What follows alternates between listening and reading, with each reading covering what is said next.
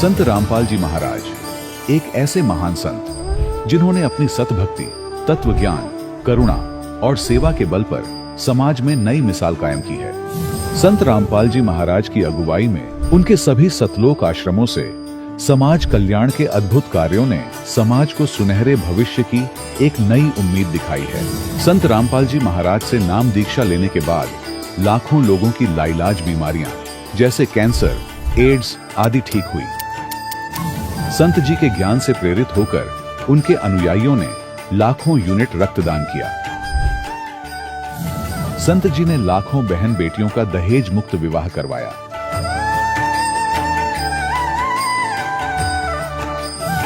संत जी ने लाखों लोगों का नशा छुड़वाया, करोड़ों उजड़े परिवार बसे। संत जी के आश्रमों में समागम के दौरान निःशुल्क नेत्र चिकित्सा, दंत चिकित्सा प्रदान की जाती है। संत रामपाल जी महाराज द्वारा समय समय पर पर्यावरण संरक्षण के उद्देश्य से बड़े स्तर पर वृक्षारोपण किया जाता है। संत जी ने जरूरतमंदों को तत्काल राहत पहुंचाने के लिए एम्बुलेंस सेवा शुरू की। संत जी अपने अनुयायियों को देहदान के लिए प्रेरित करते हैं, जिससे मानवता की सेवा और चिकित्सा क्षेत्र में सुधार हो सके। संत रामपाल जी महाराज के सभी आश्रमों में हर रोज निःशुल्क भंडारा आयोजित किया जाता है, कर भोजन करते हैं।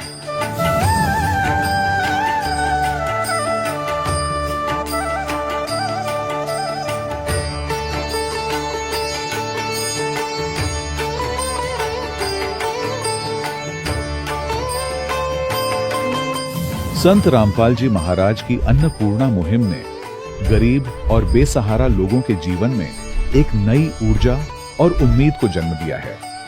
घर घर खाद्य सामग्री और जरूरी मदद पहुंचाकर संत रामपाल जी महाराज ने लोगों को दुख और मजबूरी से लड़ने की ताकत प्रदान की है।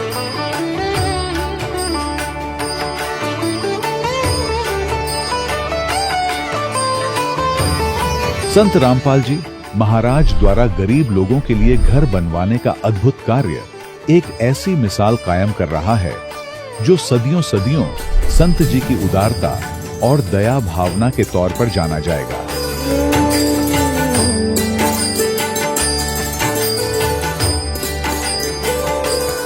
संत रामपाल जी महाराज के आश्रम में हजारों बुजुर्गों को सम्मान और प्यार के साथ जीवन जीने का अवसर मिलता है। उनके खाने, रहने और स्वास्थ्य की पूरी जिम्मेदारी संत रामपाल जी महाराज उठाते हैं। अनाथ बच्चों के लिए संत रामपाल जी महाराज के सभी आश्रम किसी वरदान से कम नहीं। यहाँ उन्हें शिक्षा, संस्कार और भविष्य के लिए बेहतर अवसर प्रदान किए जाते हैं। चाहे बाढ़ हो, भूकंप या महामारी, संत रामपाल जी महाराज और उनके अनुयायी हमेशा ही जरूरतमंदों के लिए सबसे आगे खड़े रहते हैं।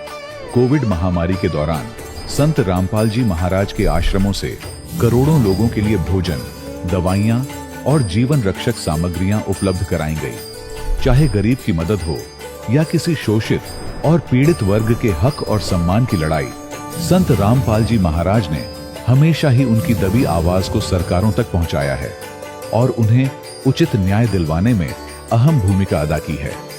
समाज में आध्यात्मिक और सामाजिक मूल्यों के प्रति जागरूकता लाने में संत रामपाल जी महाराज हर कदम पर मानवता के सच्चे सेवक साबित हुए हैं। संत रामपाल जी महाराज का जीवन हमें सिखाता है कि सच्ची सेवा वही है जो निस्वार्थ भाव से की जाए। आइए हम भी इस महान सेवा के कार्य में इस महान संत से जुड़ें और संत रामपाल जी महाराज से नाम दीक्षा लेकर अपने जीवन को धन्य बनाएं।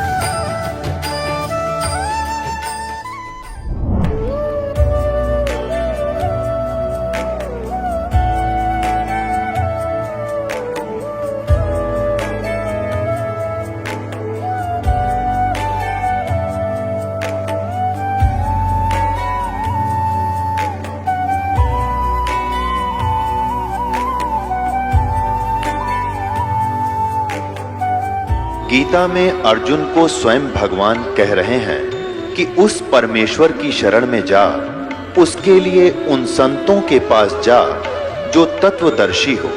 इसी प्रकार हजरत मोहम्मद को उनका अल्लाह कह रहा है कि कोई और पूर्ण परमात्मा है, उसको पाने के लिए उन तत्वदर्शी संत की तलाश कर। वो प्रभु कौन है, ये जानने के लिए कृपया अवश्य सुनिए जगत गुरु तत्वदर्शी संत रामपाल जी महाराज के अमृत वचन। सत साहिब दर्शकों, अक्सर मनुष्य अपने धर्म में बताई जाने वाली सभी भक्ति साधना को करता है, लेकिन फिर भी वह न तो मानसिक रूप से संतुष्ट होता है और न ही शारीरिक रूप से। दर्शकों, ऐसी ही कहानी थी फतेहाबाद हरियाणा के रहने वाले हरविंदर सिंह जी की। हरविंदर सिंह जी सिख धर्म के अनुसार सभी गुरुद्वारों में सेवा किया करते थे, अरदास भी करते थे, लेकिन फिर भी इनकी हालत दिन ब दिन बिगड़ती ही जा रही थी। दर्शकों, हरविंदर सिंह जी आज ये कह रहे हैं कि जिस मंत्र के जाप से सुख मिलता है और जो मंत्र जाप गुरु नानक जी ने स्वयं जाप किया, वह मंत्र आज मुझे संत रामपाल जी महाराज की कृपा से मिल गया है और इस मंत्र की शक्ति से आज मुझे अपने जीवन में अनेकों लाभ हुए हैं। दर्शकों, आखिर हरविंदर सिंह जी ऐसा क्यों कह रहे हैं? आइए जानते हैं इसके पीछे की सच्चाई क्या है।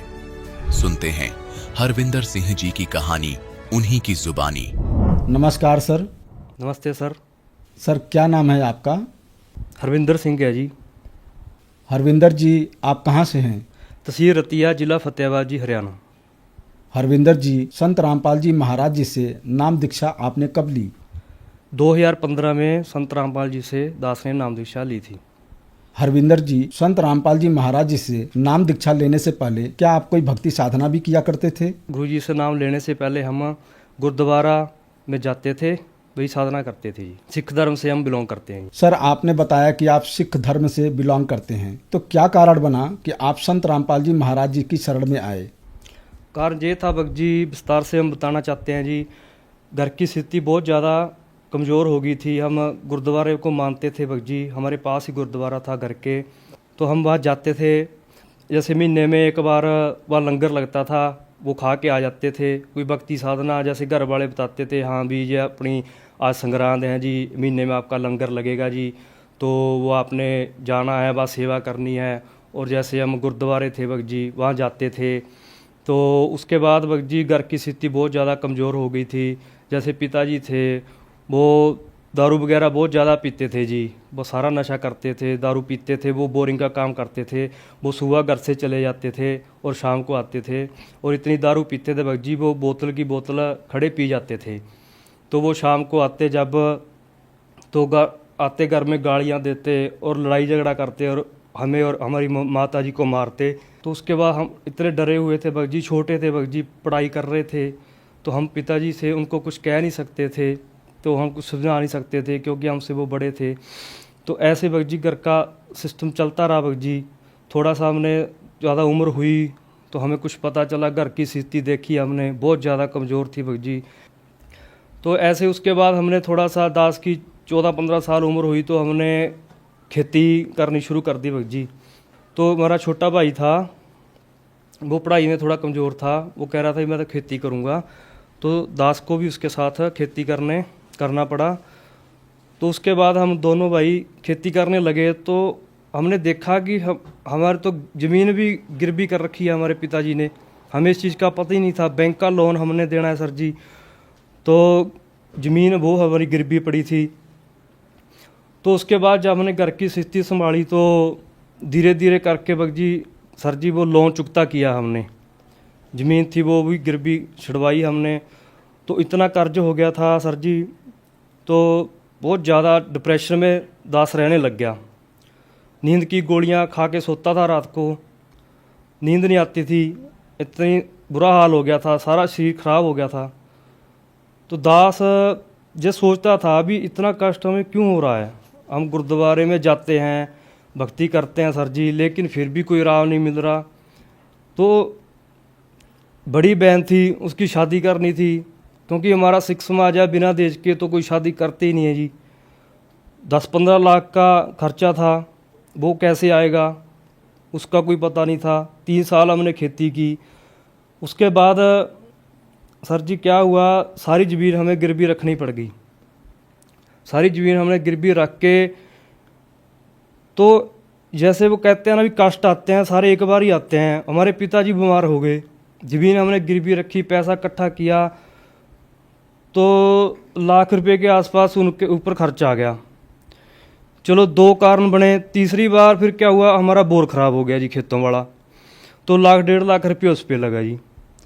तो हम बिल्कुल ही जीरो हो गए थे भक्त जी, सर जी। तो क्या हुआ, तो घर की स्थिति, इतना कर्ज बन गया था भी हमें घर से निकलना पड़ा काम धंधे के लिए। छोटे छोटे थे हम, तो कहीं हम दुकान पे लग गए जाके, छोटा भाई कहीं लग गया जाके, तो बहन की हमने शादी कर दी। ज़मीन हमें गिरवी पड़ी थी, हमें समझ नहीं आ रहा था हम करें तो करें क्या। एक दिन क्या हुआ, हमारे फूफा जी है, उन्होंने 10 से 4 महीने पहले गुरुजी से नाम लिया, संत रामपाल जी से। तो नाम लिया, वो हमारे घर पे आए, उन्होंने हमें बताया कि ऐसे ऐसे सतलोक है, वहाँ दूध की नदियाँ बहती हैं, वहाँ जन्म मृत्यु नहीं है, हैं परमात्मा बैठे हैं वहाँ पे, हम वहाँ से आए हुए हैं। तो हमें इन चीज़ों का पता ही नहीं था, क्योंकि हमें किसी ने बताया ही नहीं। 20 साल उम्र होगी थी, बताया नहीं किसी ने भी सतलोक नाम की कोई चीज़ है। सच्चिखंड गुरु ग्रंथ साहब में आता है, वो नहीं बताया हमें किसी ने। तो क्या हुआ भक्त जी, उन्होंने कहा भी आप चैनल पे सत्संग आता है, वो सुनो। तो हम वो चैनल पे सत्संग सुनने लगे सर जी। तो उसके बाद भक्त जी हमने 2014 में संत रामपाल जी से नाम दीक्षा ली थी। सर, आपने बताया कि आप अपने जीवन से बहुत परेशान थे, आपकी आर्थिक स्थिति ठीक नहीं थी, फिर आप संत रामपाल जी महाराज जी से नाम दीक्षा लेते हैं। तो सर, क्या संत रामपाल जी महाराज जी से नाम दीक्षा लेने के बाद आपकी आर्थिक स्थिति ठीक हुई? सर जी, जब से संत रामपाल जी से दास ने नाम लिया है, तब से हमने 1 रुपये की कमी नहीं देखी हमारे घर पे। तो उसके बाद संत रामपाल जी ने इतनी दया करी है, इतनी दया करी है, हम बता नहीं सकते भक्त जी। इस चीज़ का हमारे रिश्तेदार और हमारे आसपास के पड़ोसी भी कहते हैं भी इन पे पता नहीं कौन सी दया हो गई है। हैं जो जाते हैं सत्संग में जाते हैं, सारा दिन बाद जाते हैं, लेकिन भी इनके ऊपर तो बहुत ज़्यादा दया हो गई है। आज दास के पास गाड़ी भी है, 2-2 बाइक खड़ी हैं घर पे, कहाँ एक साइकिल लेने का ब्योत नहीं था। दास के ऊपर इतनी दया करी है परमात्मा ने, दास बता नहीं सकता कि इसके नीच के ऊपर इतनी दया हुई है संत रामपाल जी की। दास को ये समस्या जो नजले जुकाम की थी वो 20 साल से थी सर जी। तो ये इसका हल कहीं नहीं हुआ, हमने ऑपरेशन भी करवा लिया, उसके बाद भी हल नहीं हुआ। इतनी दवाई खी, जलंधर वगैरह सब बार जाके देखा, नहीं कोई राम नहीं मिला। उसके बाद हमने संत रामपाल जी से जब से दीक्षा ली है, उसके बाद वो बीमारी जड़ से ख़त्म हो गई है। ये बिल्कुल सच्चाई है भक्त जी, बिल्कुल सच्चाई है। सर जी, दास डिप्रेशन में रहता था, नींद नहीं आती थी, तो उसका भी संत रामपाल जी ने समस्या हल की है। ज्ञान से हमें पता चला अभी हम करने क्या आए हैं, जिससे हमें ज्ञान को समझकर तो हम स्थिति बढ़िया रहने लगी। अब नींद भी बढ़िया आती है, परमात्मा ने बहुत ज़्यादा दया की है। तो सर जी, पहला लाभ जुकाम का था, और दूसरा लाभ हम बताएं, हमारा भाई था, उसका विदेश का हमने 2-3-4 देश थे उनका ट्राई किया, पैसे भी भर दिए भक्त जी। तो पैसों को ब्याज भी लग रहा था, लेकिन उनका वीज़ा नहीं निकल रहा था।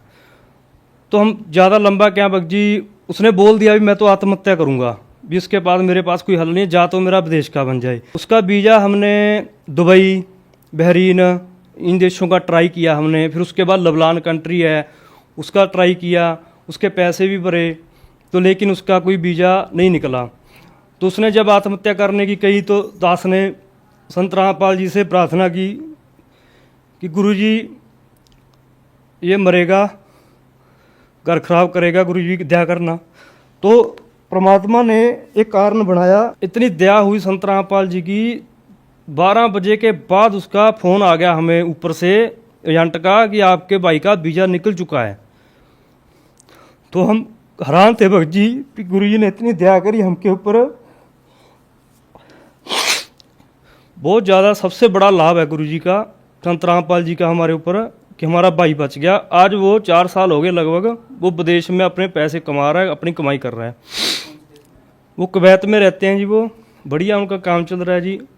तो तीसरा लाभ हमें ये हुआ, हमारा लोन था 5 लाख का, उसको लिया था हमने, तो वो चुकता कर दिया हमने बैंक का। तो बैंक वाले कह रहे भी आपको 20,000 रुपया देना पड़ेगा, उसके बाद हम आपको NOC देंगे। वो NOC नहीं दे रहे थे हमें।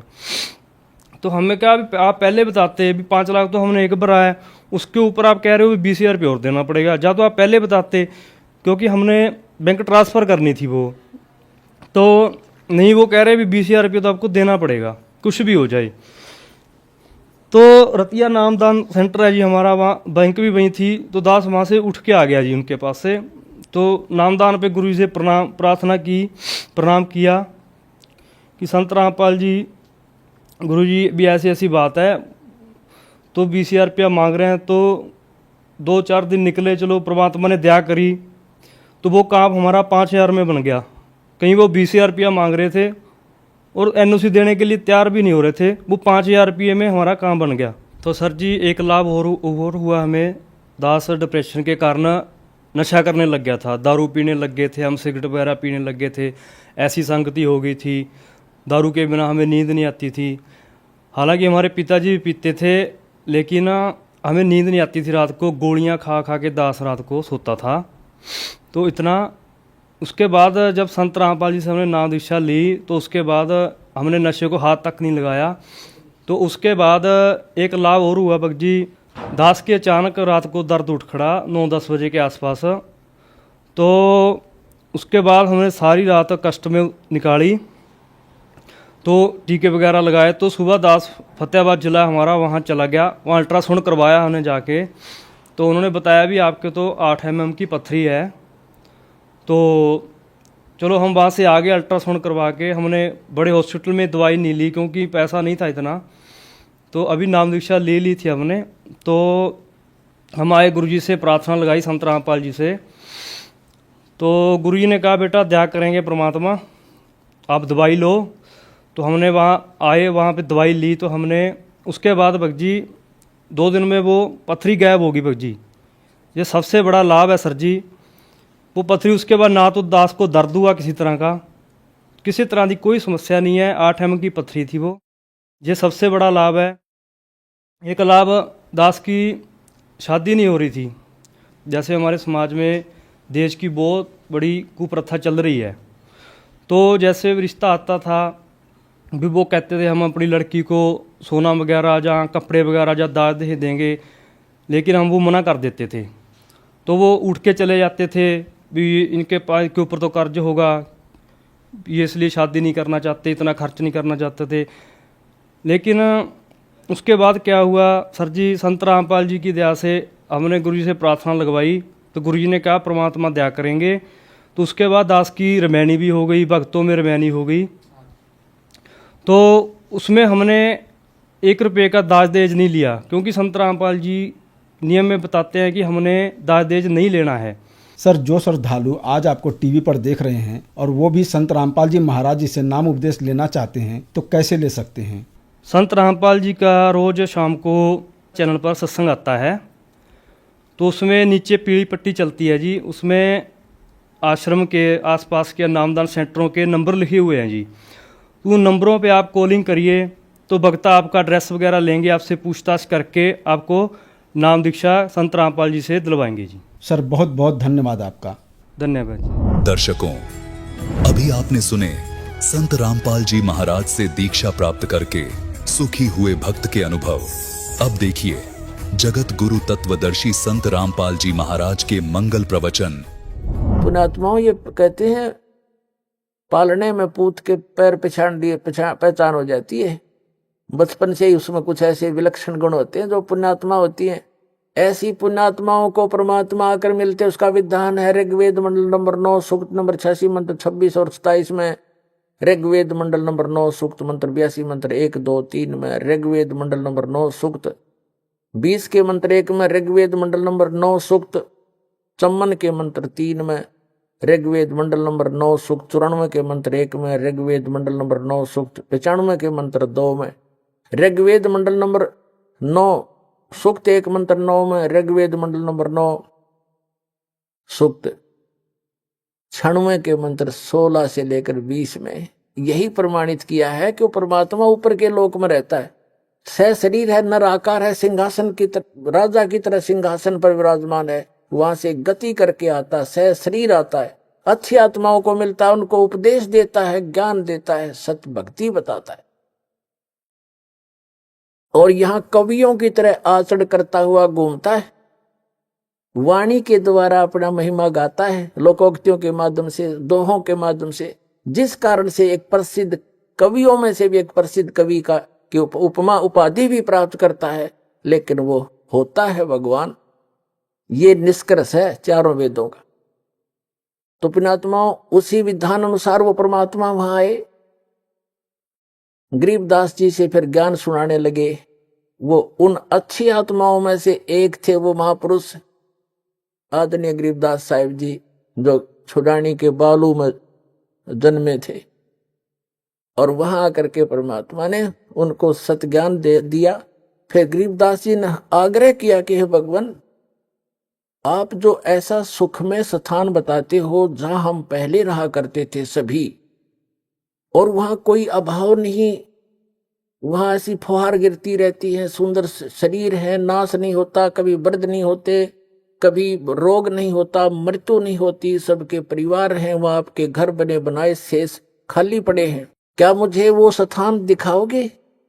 परमात्मा तो अपना गवाह बनाने के लिए आते ही है कि मेरा गवाह बने, दुनिया को बताएगा। फिर छाती ठोक के गरीबदास जी को परमात्मा ने प्रथम मंत्र दिया और जल पान वो कराए, दूध पान करा दिया। प्रथम मंत्र में ऐसे ही किया जाता है। दास भी जब से मंत्र देने लगा है, मेरे गुरुदेव भी ऐसे ही करते थे। प्रथम मंत्र के साथ आपको वचनामृत दिया जाता है, वचन से शुद्ध करके, और साथ में मिश्री दी जाती है ये, और मंत्र दिया जाता है। ऐसे पेय पदार्थ के साथ इसको पान परवाना कहते हैं। तो गरीबदास जी को ऐसे पान परवाना दिया था दूध के साथ, और फिर सतलोक लेकर गए। जब गरीबदास साहिब जी जा रहे थे, धर्मराज का लोक दिखाया, ब्रह्मा विष्णु महेश का लोक दिखाया, और एक कॉमन स्वर्ग था वो दिखाया, ब्रह्मलोक दिखाया। ब्रह्मलोक के अंदर परमात्मा ने दिखाया कि एक नकली सतलोक, नकली अलखलोक, नकली अगम लोक और अगम अनामी लोक। इस काल ने झूठी रचना करवा रखी है जीव को भ्रमित करने के लिए। और फिर धर्मराज के दरबार में लेकर गए, फिर ऊपर गए, सारा कुछ दिखा करके सतलोक में जब पहुंचे परमात्मा, 12वां द्वार पार करके, 12वां द्वार पार करके सतलोक में पहुंचा जाता है। अभी तक ये कोई 10वां द्वार तक सीमित थे। और एक जम्मू के अंदर रांजड़ी का एक मधु परमहंस का भाव है, वो तो छाती कुट्या करता के 11वां द्वार पा गया, 11वां द्वार पा गया, आज तो किसी ने नहीं बताया। अरे भले आदमी कबीर साहब की वाणी में पढ़ लिया तो घर ते लाया था, और वो भी इनकम्प्लीट नॉलेज। जबकि 12वां द्वार पार करके परमात्मा प्राप्ति होगी, हृदय की गांठ से पंसारी नहीं बन जाता। तो 12वां द्वार पार करके परमात्मा सतलोक लेकर गए, 7 संग ब्रह्मांड उसके अक्षर पुरुष के पार किए। और जब सतलोक में प्रवेश किया, क्या देखा? सिंहासन के ऊपर परमात्मा विराजमान है, उनका इतना सुंदर शरीर है, तेजो में प्रकाश, सुंदर शरीर, सफेद शरीर है मालिक का, बहुत सुंदर। और एक रोम में, रोमकूप समझो, रोम कहो, एक रोमकूप की इतनी शोभा है जैसे करोड़ सूर्य मिला दे, करोड़ चंद्रमा। इतना नूर है उस परम पिता के बॉडी का, इतना सुंदर शरीर है, चमक इतनी निकल रही है उसके अंदर से। सिंहासन पर विराजमान, सिर पर मुकुट है, सुंदर मुकुट जैसे राजा पहनते हैं, और ऊपर एक सफेद छत्र है। एक बहुत बड़ा गुम्बज बना हुआ है, बहुत बड़ा सुंदर गोल गोलाकार का गुम्बद जिसको स्तूप भी बोलते हैं। तो जब परमात्मा नीचे से गए, वो जिंदा महात्मा के रूप में थे, और वहां एक चंवर रखा था। जिंदा महात्मा के रूप में जो परमात्मा दूसरे रूप में गए थे नीचे पृथ्वी से, गरीबदास जी को साथ लेकर के, उसकी आत्मा को, शरीर नीचे रह गया था गरीबदास जी का, आत्मा को ले गए थे सूक्ष्म शरीर, फिर ऊपर कारण शरीर सब छोड़ करके वहां ओरिजिनल शरीर होता है जो आत्मा का, स्वयं का 16 सूर्य का प्रकाश हो जाता, पूरी बॉडी का है, नर आकार, मनुष्य दृश्य ही है वहां पर सतलोक में। सभी जितने भी वहां मनुष्य हैं, स्त्री पुरुष हैं, इसी तरह संसार है और सबका नूरी शरीर है और उनका अपनी बॉडी का प्रत्येक का तो करोड़ 16 सूर्य जितना प्रकाश है और परमात्मा की एक रोमकूप का करोड़ सूर्य मिला दे करोड़ चंद्रमा इतना शरीर है, ऐसा प्रकाश है। लेकिन है दोनों ही एक जैसे आकार के, मनुष्य आकार है सबका, भगवान भी नर आकार में है, मानव आकार में, और सभी वहां के प्राणी भी मनुष्य जितने, स्त्री पुरुष बहन भाई सब मनुष्य जैसे ही। और ऐसी सृष्टि है, वहां वृद्धावस्था नहीं होती, वहां मृत्यु नहीं होती, ये बॉडी जो नाड़ी तंत्र से नहीं होता, वहां पर वो सुंदर शरीर होता है, एक तत्व से बना हुआ होता है।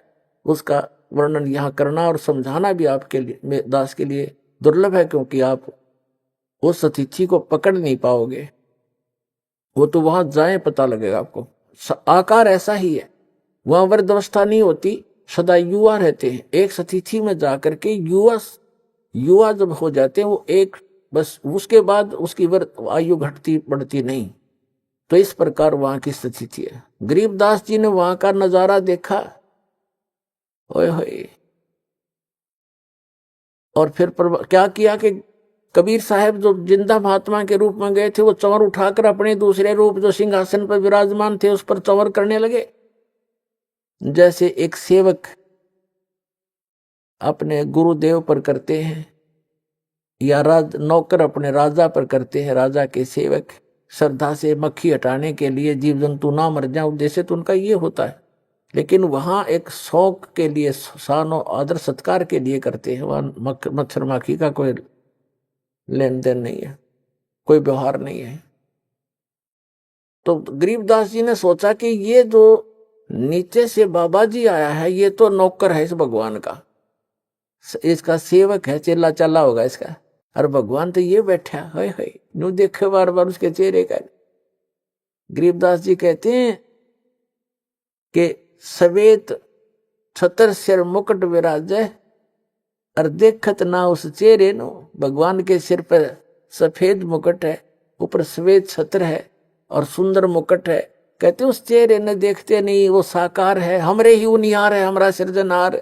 उनिहार माने हमारी शकल का, हमारे जैसा है हमारा भगवान, हमारा सृजनहार। उन्होंने देखा ये है भगवान। तय इतने में क्या हुआ कि वो खड़ा हो गए, जो सिंहासन पर विराजमान थे, तेजो में शरीर युक्त परमात्मा सतपुरुष, वो खड़े हुए, और जो बाबा जी रूप में साधु जिंदा महात्मा के रूप में नीचे से गए थे, वो उस सिंहासन पर विराजमान हुए। और वो तेजो में नूर शरीर वाला जो भगवान दिखाई देता, वो चमर उठाकर उस जिंदा महात्मा वाले बॉडी पर, शरीर पर, सिंहासन पर विराजमान पर चमर करने लगे एक सेवक की तरह। अब गरीबदास जी कभी बाबा जी की तरफ देखे, कभी भगवान की तरफ देख रहे थे। अब सोच रहे थे मन में कि बाबा जी था छांडी भाई, भगवान इसका ऊपर चौवर करे, ये क्या चक्कर है। इतने में क्या हुआ कि वो तेजो में शरीर और जिंदा वाले शरीर में समा गया। अकेले वो कबीर भगवान जो नीचे से एक जिंदा महात्मा के रूप में गए थे, अनंत कोट ब्रह्मांड के सिंहासन पर विराजमान है और चंवर अपने आप हो रहा है।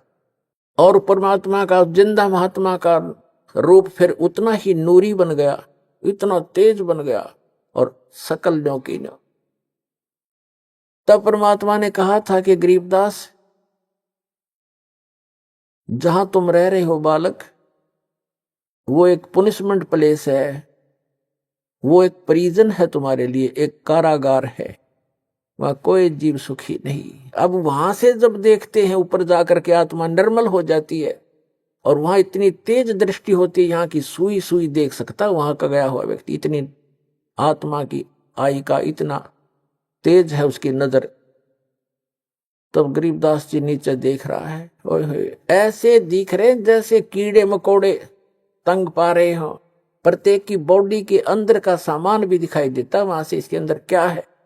इसमें ब्लड की नदियां बह रही हैं, नाड़ियां, इनके अंदर ब्लड बह रहा, वो भी उसके अंदर भी करोड़ों जीव घूम रहे हैं, हाँ मचल मचा रहे हैं, इधर घूम रहे हैं, टट्टी पेशाब हार्ड मांस ये दिखाई देता। अब तो हमारी आंखों पर चर्बी डाल रखी, हमने ये सब कुछ दिखाई देता है। इससे की पॉलिश पे, पाउडर पे, दिन रात लिपस्टिक लाण पे, डंगे पे, डंगा लाण पे हम अपना जीवन नाश कर देते हैं। और 1 सेकंड में मृत्यु हो जाती है, इसमें कीड़े पड़ जाते हैं, जख्म हो जाता है। इसके अंदर हम संतुष्ट हुए बैठे और यहाँ की बकवादों में इसको जीवन नाश करते हैं, जो वहां जाकर पता चलता है। तब परमात्मा ने कहा कि अब गरीबदास नीचे जा बेटा, अब नीचे जा बेटा, ये है तुम्हारे स्थान, ये खाली महल पड़े सारे, जो नीचे चींटी से लेकर हाथी तक और राजा और रंग जितने पृथ्वी पर इस काल के 21 ब्रह्मांड में तुम गए हो, और जितने ये परब्रह्म के, उस परब्रह्म के अक्षर पुरुष के लोक में गए हैं, इन सब के इस सतलोक के अंदर अलग अलग बहुत सुंदर महल हैं, एक जैसे, उनमें कोई अंतर नहीं किसी भी फैसिलिटी का। वहां कोई ऊंच और नीच नहीं है, वहां कोई जात और पात नहीं है, वहां मरण और वृद्ध अवस्था नहीं है। ये वो स्थान है। पुणात्माओं, गीता अध्याय नंबर 7 के श्लोक नंबर 29 में कहा कि अर्जुन, मेरे इस ज्ञान का जो आश्रय कर लेगा, चौथे अध्याय के 32 और 34 श्लोक में कहा है कि भगवान, वो परमात्मा स्वयं आकर के अपने मुख कमल से तत्व ज्ञान प्रचार करता है। उसके अंदर यज्ञों की जानकारी, धार्मिक अनुष्ठानों की जानकारी विस्तार पर पूर्वक कही गई है। वो तत्व ज्ञान है। उस तत्व ज्ञान को तत्वदर्शी संतों के पास जाकर समझ, यानी गीता ज्ञान दाता भी उस तत्व ज्ञान से अपरिचित है। वो गॉड गिवन ज्ञान है, वो तत्व ज्ञान है। भगवान आकर स्वयं देता, अपने मुख कमल से बोलता, सच्चिदानंद घन ब्रह्म, वो परम अक्षर ब्रह्म। तो 7वें अध्याय के 29वें श्लोक में कहते हैं, गीता ज्ञान दाता कह रहा है कि मेरे इस ज्ञान का जो आश्रय कर लेता है, तत्वदर्शी संत की खोज कर लेता है, और वो व्यक्ति जरा और मरण से छूटने का प्रयत्न करते हैं। कौन करते हैं? जो संपूर्ण अध्यात्म से परिचित और सभी कर्मों से परिचित, वो व्यक्ति जरा यानी बुढ़ापा और मरण माने मृत्यु से मोक्ष के लिए, सदा के लिए, छुटकारे के लिए प्रयत्न करते हैं। जो उस तत्व ब्रह्म से परिचित हो चुके, सारे धात्म ज्ञान से परिचित हो चुके और सब कर्मों से परिचित हैं। जैसे आज के सत्संग में एक विशेष ये भी दास बता रहा है कि ऐसे कर्म नहीं करने चाहिए जिनसे हमें वो भोगने को दुबर हो, भारी हो। उनसे बचने के लिए ज्ञान है, इस ज्ञान से फिर अपने आप हाथ सिकुड़ जाएगा आपका। तो ये कंप्लीट स्पिरिचुअल नॉलेज है, धात्म ज्ञान है। और ये कर्म बताए जाते हैं कि इनसे जो परिचित हो जाता है वो केवल जरा और मरण से छूटने का ही प्रयत्न करता है। तो फिर अर्जुन ने पूछा कि किम तत्परम, 8वें अध्याय के प्रथम मंत्र में, तीसरे मंत्र में उत्तर दिया 8वें अध्याय के गीता में कि वो परम अक्षर ब्रह्म है। तो पुण्यात्माओं, वो स्थान है सतलोक जहां जरा और मरण नहीं है। गीता ज्ञान दाता अपने विषय में कहता है कि अर्जुन, चौथे अध्याय के 5 और 9 श्लोक में कि अर्जुन, तेरे और मेरे बहुत जन्म हो चुके, तू नहीं जानता, मैं जानता हूं। अध्याय नंबर 10 के श्लोक नंबर 2 में गीता में, अध्याय नंबर 2 के श्लोक 12 में गीता ज्ञानदाता कहता है, अर्जुन, जन्म मृत्यु तेरी भी और मेरी भी सदा बनी रहेगी। यदि मेरी शरण में रहना है, 8वें अध्याय के 13वें श्लोक में कहा कि मेरा तो ओम नाम है मुझ ब्रह्म का, और इसको भक्ति करता हुआ अंतिम सांस तक जाएगा तो मुझे प्राप्त होगा। यह गति प्राप्त होगी जो ओम से मिलने वाली है। उस ओम के जाप से ब्रह्मलोक प्राप्ति है। 8वें अध्याय के 16वें श्लोक में बताया है कि ब्रह्मलोक में गए हुए प्राणी भी पुनरावृत्ति में उनका भी जन्म मृत्यु होता है। अपनी तो स्थिति क्लियर कर दी, मेरा एक ओम नाम है और इसको जाप करने वाले का जन्म मृत्यु भी रहेगी। 8वें अध्याय के 5 और 7 में कहा कि अर्जुन, मेरी शरण में रहना है तो युद्ध करना पड़ेगा, और मेरी शरण में मेरी भक्ति कर मुझे ही प्राप्त होगा, ये गारंटीड बात है। लेकिन शांति नहीं हो सकती, युद्ध करना पड़ेगा। युद्ध करने वाले को शांति कहा। फिर 18वें अध्याय के 62वें श्लोक में कहा कि तू सर्वभाव से उस परमेश्वर की शरण में जा, जिसकी कृपा से तू परम शांति को और सनातन परम धाम को, शाश्वत स्थान को प्राप्त होगा। उसके लिए ऑप्शन छोड़ ही दिया कि तत्वदर्शी संतों की खोज कर, वो आपको बताएंगे।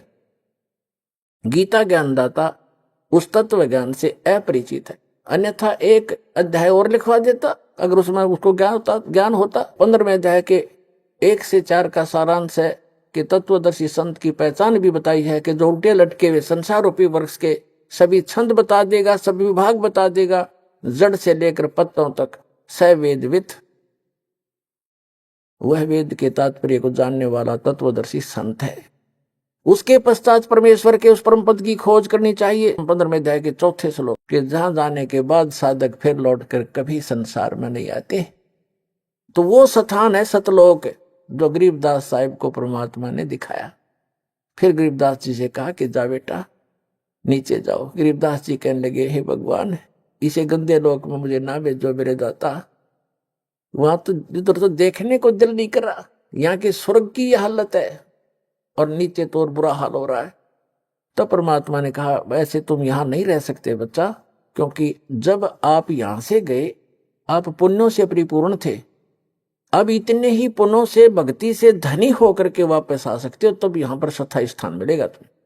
और उसके लिए मैं ऐसा मंत्र दूंगा, सतनाम और सारनाम और प्रथम मंत्र, इन सब की भक्ति करने से आप वहां ऋणी होगे हो, काल के जाल में फंसे हो।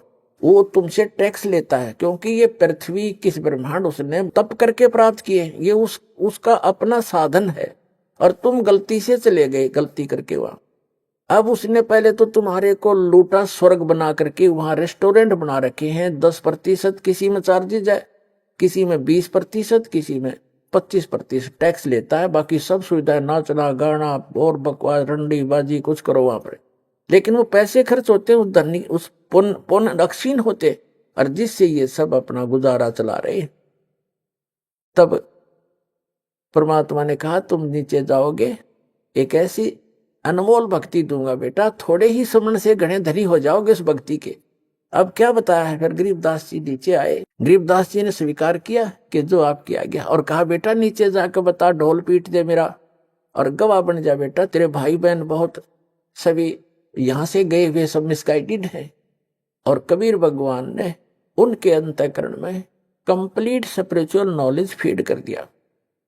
पहले यही नॉलेज परमात्मा ने इस सरपुरुष जो 21 ब्रह्मांड का स्वामी जो काल है, इसके अंदर फीड किया था। इसने क्या किया, और उस समय आने पर निकलना था, ऐसा विधान बनाया दाता ने उनके कि समय आने पर वो अपने आप उसके श्वासों के माध्यम से समुद्र में प्रकट हो गया। सामने श्वासों से बाहर निकला तो कमल के फूल के ऊपर ऐसे बहुत सुंदर जो वेद बने बनाए उसके अपने, जैसे आप देखते हो कहां से फैक्स किया जाता है, ईमेल की जाती है, कहां कंप्यूटर से निकाल लिया जाता है, पूरा मैटर से बुक की बुक निकाल लो, ग्रंथ के ग्रंथ निकाल लो, ऐसे उसके श्वास के अंदर से वो ग्रंथ बाहर आ गए। हमारी ये भौतिक विज्ञान है, वो आध्यात्मिक विज्ञान है। उसके अंदर 2 सेकंड में कागज के कुछ एक जादूगर आप नहीं, जैसे कई मूर्ख बनाते हैं हमें कि उसमें कहां से कागज आ गए, कागज था ही नहीं, ये नहीं था। अरे भगवान ने जो पृथ्वी बना दी, ये कहाँ था पहले? उन्हें कागज बनाते देर लगे है तेरा। हमारी यहाँ बुद्धि सीमित कर दी अनाड़ियों ने। तो उसने ज्ञान पढ़ा, इस काल भगवान ने क्या किया, उस सारे ज्ञान को पढ़ा जिसके अंदर उसकी विशेष जानकारी थी और भक्ति विधि थी, वो उसने नष्ट कर दी। केवल काम चलाओ ग्रंथ रख लिए, जो ना तो भगवान की महिमा भी है उस ग्रंथों में और उसका ज्ञान पूरा नहीं है। और वेद भी लास्ट में लिख देते हैं नेति नेति, कि जितना हम बता रहे इतनी महिमा उसकी नहीं है, उसकी और भी शेष है। तो इस प्रकार 15वें अध्याय के 4 श्लोक में कहा है कि उसके पश्चात परमेश्वर की उस परम पद की खोज करनी चाहिए, जहां जाने के बाद साधक लौटकर कभी संसार में नहीं आते। तो गरीबदास साहिब जी को नीचे भेजा, परमात्मा ने कहा कि जा बेटा, तुझे इतनी ऐसी भक्ति दूंगा। तो गरीबदास जी ने फिर थोड़ा सा प्रमाण दिया है, थोड़ा बताऊंगा, फिर सत्संग से हटकर है। क्या कहा? सतनाम पालड़े रंग होरी हो, और 14 लोक चढ़ावे राम रंग होरी हो, 3 लोक पासंग धरे रंग होरी हो, तो ना तुले तुलाया राम रंग होरी हो। ये सतनाम इतना कीमती है। ये सतनाम सतनाम नहीं है, ये 2 अक्षर का वो सतनाम, जिसमें एक और मंत्र है, एक तत् सांकेतिक है। गीता अध्याय नंबर 17 के श्लोक नंबर 23 में ये कंप्लीट मंत्र लिखा है, ओम तत्सत। लेकिन ओम तो सीधा है, लेकिन तत् और सत ये सांकेतिक है, ये कोड वर्ड है। ये इस दास के अतिरिक्त विश्व में किसी के पास नहीं है और ना कोई अधिकारी है।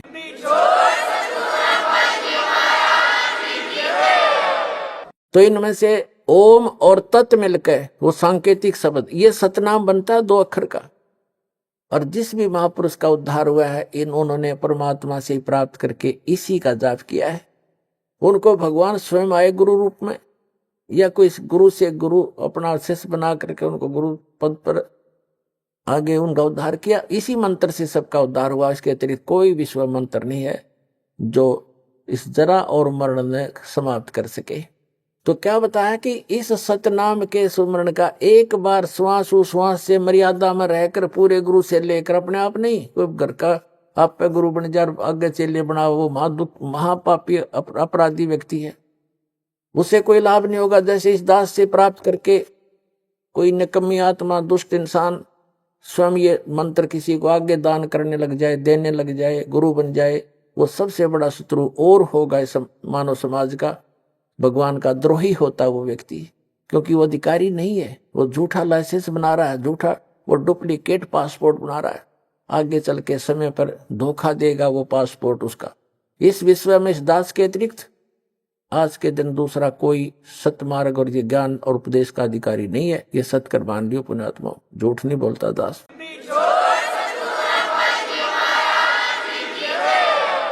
और कोई मान बढ़ाई की बात नहीं, आपको आगाह कर रहा हूं कि नकलियों में फंस के तो हमने इतने जीवन नाश कर लिए।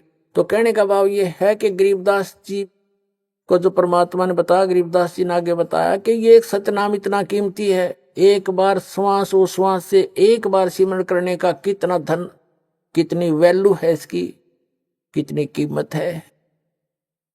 कहते हैं जैसे ताखड़ी के एक पलड़े में तो सतनाम धर दे, एक सिमरण की कमाई मर्यादा में रह कर ली हुई, और दूसरी तरफ 14 लोक चढ़ावे, जैसे शिव का लोक, विष्णु का लोक, ब्रह्मा का लोक, दुर्गा का लोक, धर्मराज का लोक, और भाई जो ऊपर ये 7 खेड़े ब्रह्मलोक के अंदर और कई भी भाग बना रखे इसने। ये कहते हैं नीचे का तल वतल तल ये सारे धर दे, और 3 लोक, ये पृथ्वी लोक और पाताल लोक और स्वर्ग लोक, इन तीनों को तो पासंग रख दे। अब पासंग वर्तमान के, क्योंकि जो ग्रंथ साहिब लिखा गया ये गरीबदास साहिब जी ने अपनी वाणी में लिखा, अमृत वचन वही है जो गॉड गिवन है। लैंग्वेज अपनी बोल बता दी ताकि वहां के लोग आसानी से समझ सके। इसलिए पासंग उसको कहते थे। हमारा दास का जन्म एक किसान परिवार में हुआ, तो हमारे यहाँ कोई गेहूं बाजरा ज्वार लेने के लिए आते थे व्यापारी लोग, तो उनको हमारे पिताजी कहते थे भाई पहले तू अपनी तराजू चेक करा, एररलेस तो या कैसी है, कोई इसमें डांडी तो नहीं मार रहा, तो डांडी माने उसमें गड़बड़ तो नहीं है कोई, तो चेक कराते थे। यदि उसमें कोई लगता था टेढ़ा मेढ़ा है वो, तो जो कनक, जैसे गेहूं तोल रहे हैं, गेहूं का सौदा करना ढेर पड़ा है, उसमें से एक मुट्ठी गेहूं लेकर के उस पलड़े में रख देते थे जिसमें एरर होती थी, फिर वह तखड़ी बराबर हो जाती थी, एररलेस हो जाती थी। तो वो इतने की गेहूं जो अलग से डाले वो सौदे में नहीं थे, वो तो पासिंग रखी थी उस तराजू को ठीक करने के लिए। अब विचार करना एक एक बात कितनी वैल्यूएबल है इनकी महापुरुषों की। कहते सतनाम पालड़े रंग होरी हो, एक तरफ सतनाम और दूसरी तरफ 14 लोक चढ़ावे राम रंग होरी हो, 3 लोक पासंग धर रंग होरी हो। ये पृथ्वी लोक, स्वर्ग लोक और पाताल लोक।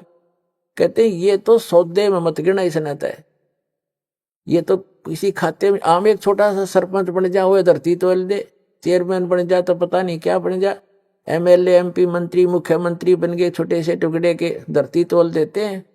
परमात्मा कहते ये तो 3 लोक भी इस उस भगत के पास जो धन है, और ये नकली धन जो अस्थायी राजाओं का राज पूरी पृथ्वी पर हो तो छोड़ के जाना एक दिन, और ये ऐसा धन है जो आपके यहाँ भी साथ देगा और सतलोक में जाएगा, आपका कभी खर्च नहीं होगा, ये ऐसा धन है।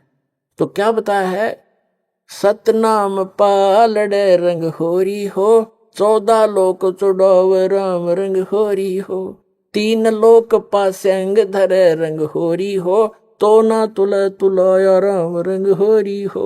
एक सिमरन सतनाम का विधिवत, तो इतने आप खाली हो गए, भक्तिहीन हो गए, पैसे के लिए भटकते फिरते हैं सारा दिन, और 36 झूठ बोलते हैं, 100 बार पता नहीं मन में दोष आते हैं, पशु से भी ज्यादा मेहनत करते हैं, तब भी पेट गुजारा नहीं चलता आपका।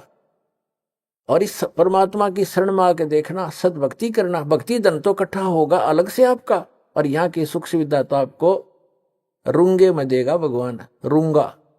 अब रूंगा समझाना पड़ेगा, थोड़ा रूंगा और बताता हूं। हम अब तो बच्चों को याद भी नहीं होगा, पहले हम छोटे छोटे थे जब हमारी दादी, कोई सब्जी बेचने वाला कोई आता था, कोई टिंडे बेचने वाला, कोई आम बेर अंगूर अमरूद ये बेचने वाला आता था, आलू गाजर। तो वो कैसे सिस्टम था उसमें, यूं कहा करते, गेहूं के 2 बार दूंगा माई, गेहूं एक पलड़े में, और दूसरी तरफ जैसे आलू तोलड़े हैं तो 2 बार उस गेहूं के वजन के तोल देता। फिर हमारी दादी कहा करती, भाई रूंगा और दे, वो एक आलू उठा के दे देता, ना भाई थोड़ा और दे, वो एक और दे देता, बुढ़िया राजी हो जाती, ये रूंगा मिल गया। यानी वो सौदे से बाहर जो वस्तु है फ्री की।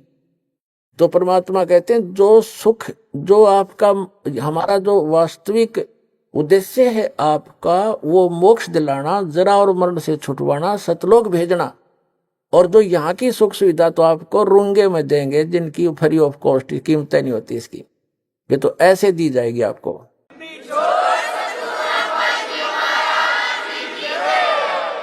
तो यहाँ बताया है गरीबदास साहिब जी ने कि इतना कीमत है इस एक सतनाम की। अरे ये राधा स्वामी वाले और कितना देख ले, एक कबीरपंथी सतनाम सतनाम जाप करो सतनाम, इन सतनाम का कक्का नहीं पता है, और बात करे सतलोक जान की, सतनाम सतनाम सतगुरु सतनाम ये नाम देते हैं। ये खा के इनके पास बैठा दिया, अपना भी जीवन नाश किया, दुनिया को डुबो दिया काल के दूतों ने।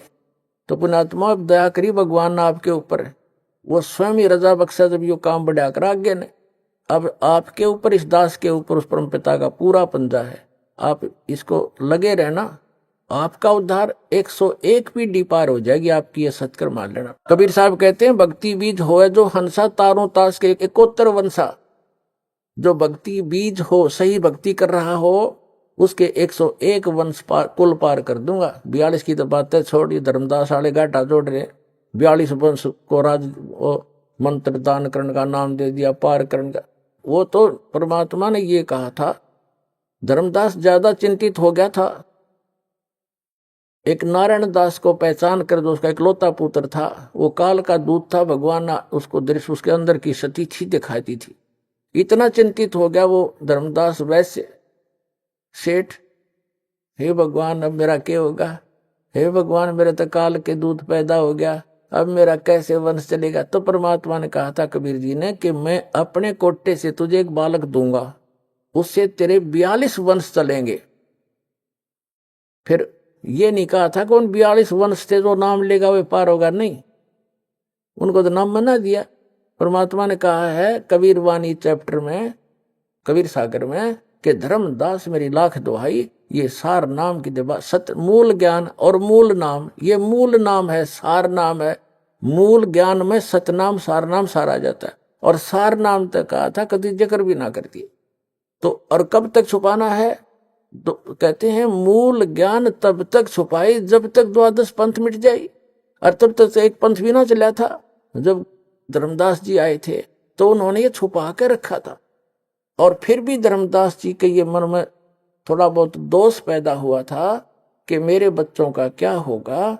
तो परमात्मा ने कहा था कि धर्मदास जब 5500 वर्ष का कलयुग बीत जाएगा तब मैं फिर आऊंगा, और गरीब 12वां पंथ जो होगा उसमें आगे जाकर मेरी एक ब्रांच होगी, उसमें उसी में मैं फिर आऊंगा। तेरे जो सतनाम को ग्रहण करेंगे, सच्चे नाम को, सार नाम को, तेरे 42 वंश छोड़ सारा विश्व पार करूंगा उस समय। तो जब धर्मदास का दिल टिक गया था, अरे ये मारे सट्टे दामा खेड़ार फलाने वाले लोग दामा खेड़ा वालों की 42 वंश की गद्दी को आशीर्वाद दे रखे है। उनको कख भी ना पता, आज तक खाक पार करेंगे वह, उन्हें सतनाम का नहीं पता, और ना सार नाम तो छीट भी नहीं लगी उनके। तो पुण्यात्मा ये भ्रमित है, उनको त्याग कर यहाँ अपना कल्याण कराओ। दास का सिर्फ इतना उद्देश्य है कि सही रास्ता मिल गया अपने को, युगों पर्यंत दाव लग गया आपका, इसका लाभ उठाओ। अब जो प्रसंग है वहीं आते हैं। अब गरीबदास जी को परमात्मा ने वहां से छोड़ा कि जा बेटा। उधर से क्या हुआ कि वो पाली जो थे ग्वाले, उन्होंने 2-3 घंटे के बाद देखा कि वो लग गया अपने इधर उधर, अब अपने पशुओं को दूर लेके, लंबे दूर दूर खेत होते थे। काफी देर के बाद उनको याद, वो तो उठकर चले गए सब, उसमें केवल वो 2 रह गए थे, गरीबदास जी और परमात्मा कबीर जी ऊपर लेकर गए उसमें। तो काफी देर के बाद उन पालियों ने देखा कि भाई वो बच्चा नहीं आया, कहाँ है वो लड़का, लड़की का लड़का। गरीबू नाम था उनका, गरीबदास को गरीबू कहा करते थे। वो आए वापस, देख का वो जांडी के नीचे बैठे थे, बाबा जी तो ना दिखता, वो अकेला बैठा भगत। अब उसने आवाज लगाई, एक व्यक्ति बच्चे ना करके, दूसरे पाली ने, ग्वाले ने, अरे गरीबू उठ ले भाई, आजा अपनी गौओं को संभाल ले, तेरा समय हो गया है। उनकी बच्चों की पालियों की टाइम हुआ, अगर शिफ्ट लगाई जाती है, 2 घंटे तू खड़ा होगा, फिर 2 घंटे मैं खड़ा होऊंगा, पशु इधर उधर ना भाग जाए, किसी की खेती में नुकसान ना कर दें, ऐसे रखवाले खड़े होते थे पाली। तो उसने आकर के उसको बिल्कुल निकट आकर पकड़ के कहा, ये भगत जी खड़ा हो ले। गरीबदास जी बैठे ऐसे, आंखें खुली, शरीर महात्मा थी नहीं, उन ऐसे ऐसे हिला तो गिर गए नीचे। तो उसने आवाज लगाई अन्य पालियों को, ग्वालों को कि भाग्यो भाग्यो, ये लड़की का लड़का मर गया, इसकी मृत्यु होगी। सब चिंतित हो गए। 2 पाली वहां से गांव की तरफ दौड़े आए। 1.5 किलोमीटर की दूरी पर गांव था, उस स्थान से जहां ये परमात्मा प्रकट हुए थे। आज भी छुडानी गांव के बाहर, कबलाना से छुडानी गांव को एक रोड जाती है, जज्जर और भादगढ़ रोड से कबलाना गांव से एक लिंक रोड जाता है। उसके ऊपर एक यादगार बनी है छोटी सी, पहले जांडी थी, वहां पर एक पेड़ कट गया, गल गया, खराब हो गया, उसके स्थान पर यादगार आज भी बनाए हुए हैं। वहां स्पष्ट लिखा है कि यहाँ कबीर परमात्मा गरीबदास साहिब जी को मिले थे। तो क्या हुआ, गांव वालों को पता चला, माता पिता दोनों अचेत हो गए। 12 वर्ष के बाद संतान उत्पन्न हुई थी और वो भी मृत्यु को प्राप्त हुआ। गांव नगर के लोगों की लाइन लगी उस घटना स्थल की तरफ। उनको बताया गया कि बाबा जी आया था, जंतर मंत्र का दूध पिला दिया, हम तो नाटे थे, कुंवारी गाय का दूध निकाल के इसको पिला दिया, हमने तो पिया नहीं, हम तो बच गए, और बच्चे ने पी लिया, यो मर गया। घर पे ले आए, अंतिम संस्कार की तैयारी करने लगे। इस सारे प्रोसीजर में अंतिम संस्कार करने लगे, चिता पर रख दिया, 8-10 घंटे लग गए उनके। उधर से परमात्मा ने ऊपर के सारे ब्रह्मांड दिखा के गरीबदास जी को वापस भेज दिया शरीर में। चिता के ऊपर अग्नि लगाने वाले थे, तभी एकदम सारे शरीर में कंपन हुई और गरीबदास जी के ऊपर जो रस्से बांध कर ले गए थे वो टूट गए, अपने आप खुल गए और एकदम खड़े हुए, ऐसे लगा जैसे दूसरे देश में आ गए हो। और फिर जो वाणी परमात्मा ने उनके अंदर फीड कर दी थी, वो अपने आप टेप रिकॉर्डर की तरह बोलने लगे। गांव वालों ने सोचा अच्छी बात है भाई, भगवान ने दया करी, लड़की का लड़का जीवित तो हो गया, पर ये तो पागल हो गया, मेंटल एंड बैंड बोल रहा है, पता नहीं क्या क्या वो बक रहा है। तो उन्होंने सोचा कोई बात नहीं, पागल है, जैसा भी लड़की अपना जीवन पास कर लेगी इसके साथ, ये पागल ने देख देख कर जी लेगी, नया मर जाती। तो ऐसे ही परमात्मा की अमृतवाणी बोला करते थे, लेकिन वो छुड़ाने के भोले व्यक्ति भगवान की वाणी को ना समझकर उसको पागल कहने लगे, बावड़िया, मेंटल गरीबदास जी को। अभी आपने सुने संत रामपाल जी महाराज के मंगल प्रवचन। आइए अब सुनते हैं संत रामपाल जी महाराज से नाम दीक्षा लेकर सतभक्ति करके अद्भुत लाभ प्राप्त करने वाले अनुयायी के विचार। दर्शकों, मनुष्य अपने जीवन में सभी पारंपरिक भक्ति साधनाएं करता है, वह देवी देवताओं की पूजा भी करता है और हर परंपरा को बखूबी निभाता भी है, लेकिन फिर भी उसे परमात्मा से मिलने वाले लाभ प्राप्त नहीं होते। दर्शकों, ऐसी ही कहानी थी महासमुंद छत्तीसगढ़ की रहने वाली खुशी साहू जी की। खुशी साहू जी पहले ब्रह्मा विष्णु महेश व संतोषी माता और अन्य सभी देवी देवताओं की पूजा किया करती थीं, लेकिन फिर भी इनके घर में भूत प्रेत की समस्या बनी हुई थी। लेकिन दर्शकों, आज खुशी साहू जी का कहना है, जब से मैंने संत रामपाल जी महाराज से नाम दीक्षा प्राप्त की है, तब से मैं और मेरा परिवार पूर्ण रूप से स्वस्थ व सुखी हैं। दर्शकों, आखिर खुशी साहू जी ने अपनी पारंपरिक भक्ति साधनाओं को छोड़कर संत रामपाल जी महाराज द्वारा बताई गई भक्ति साधना क्यों अपनाई? आइए जानते हैं इसके पीछे की सच्चाई क्या है। सुनते हैं खुशी साहू जी की कहानी, उन्हीं की जुबानी। नमस्कार जी। नमस्कार सर। क्या नाम है जी आपका? खुशी साहू। खुशी जी, आप कहाँ से हैं? दलाल खार, जिला महासमुंद, छत्तीसगढ़। संत रामपाल जी महाराज जी से नाम उपदेश आपने कब लिया? 13 मई 2020 में। संत रामपाल जी महाराज जी से नाम उपदेश लेने से पहले आप क्या भक्ति साधनाएं करती थीं? पहली परंपरा चल रहे सर, ब्रह्मा विष्णु महेश ये सब भक्ति कर रहे थे और हमेशा बचपन से संतोषी माँ के उपास रहते थे। तब भी बहुत परेशानी थी, भूत प्रेत का बहुत सारा बाधा था। 15-16 साल से हम लोग भूत प्रेत से बहुत परेशान थे सर। इसीलिए संत रामपाल जी महाराज से नाम दीक्षा ली। संत रामपाल जी महाराज जी से नाम उपदेश लेने के बाद क्या आपको कोई लाभ भी प्राप्त हुए? बहुत सारा मिला सर। मेरे पैर हाथ कुछ नहीं चल रहा था सर, मतलब 2-3 साल से मेरा पैर हाथ भी नहीं चल रहा था। मेरे को दूसरा का सहारा चाहिए था। मेरे पूरा चेहरा बदन भर सूजन था सर, और ऊपर से मेरे को ना 5-6 बार ना अस्थमा होता है तो यह आता है, उसको ना दिन में 5-6 बार लेते थे सर, तब भी कंट्रोल नहीं होते। 10-12 गोली डेली खाते थे सुबह शाम। बहुत दिक्कत था सर। मेरे बच्चे है छोटा वाला, उसको भी तो वैसी परेशान। उसका एक आँख भी कमज़ोर है सर, उसका एक आँख नस का दब गया है। जो 7 नस रहते हैं वो 6 है, इसीलिए पढ़ नहीं पाते थे। हम लोग बहुत सारे डॉक्टर कर ले गए, फिर भी ठीक नहीं हुआ। संत रामपाल महाराज के शरण में गए ना, उसका आँख भी ठीक होगा, उसका अस्थमा भी ठीक हो गया, मेरे भी अस्थमा ठीक हो गए सर। और हम लोग, मेरा पति था, बहुत दिन भर शराब पीकर बहुत लड़ाई झगड़ा कर रहा था सर। पूरा दिन भर शराब पीता था, उसके बाद ऐसे करो कर बहुत परेशान कर रहा था सर। और हम लोग भूत प्रेत के एहे में परेशान थे सर। एक बहे आया बामहन, वो बोला कि तुम लोग कुछ पाठ करवाओ कहीं से। उन लोग बोला चंडी पाठ करवाओ कहीं। हम लोग 2-3 लाख खर्चा किए सर, हर चीज़ सोना चांदी हर चीज़ बहुत सारा दिए। वो 3 रोज पूरा 24 घंटा ना पाठ कर रहे थे। तब भी हम लोग ना अपना गांव में नहीं रह सकते थे, बाहर रहे थे सर। हम लोग बिलासपुर में रहे थे। उसके बाद फिर भी बिलासपुर में हम लोग नाम दीक्षा लिए, वहीं से घर आए हैं सर। मेरे पति का नशा सब छूट गया है सर। दिन में 200-300 के नशा, तम्बाकू सब चीज़ खाते थे सर। अभी सब ठीक है सर, मालिक की दया से, संत रामपाल महाराज की दया से। अभी मेरे ससुर का जगत था सर, मेरा ससुर, उसका ख़त्म हो गया है, मतलब डेट हो गया। तो इसीलिए हमारे गांव के लोग ना दुकान को बंद करवा दिए हैं। करीब 8-10 दिन हो रहे हैं। तो हम लोग 9 जने हैं सर, पूरा फैमिली रहते हैं एक साथ। तो हमारे पास पैसा आने का नहीं है, तो मालिक का, संत रामपाल महाराज जी का आदेश लगवाएं।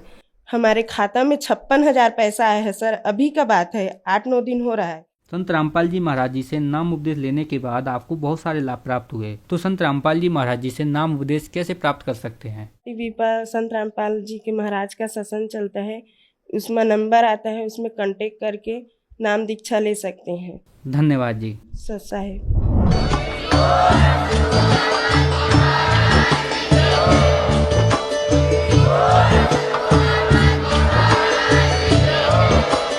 आप सुन रहे थे जगत गुरु तत्वदर्शी संत रामपाल जी महाराज जी के मंगल प्रवचन। अधिक जानकारी के लिए विजिट कीजिए हमारी वेबसाइट www.jagatgururampalji.org। संत रामपाल जी महाराज जी के शुभ आशीर्वाद से पूरे विश्व भर में 500 से भी ज्यादा नाम दीक्षा केंद्र हैं, जिन पर संत रामपाल जी महाराज जी द्वारा ऑनलाइन निशुल्क नाम दीक्षा दी जा रही है। अपने नजदीकी नाम दीक्षा केंद्र का पता करने के लिए संपर्क करें 8222880541।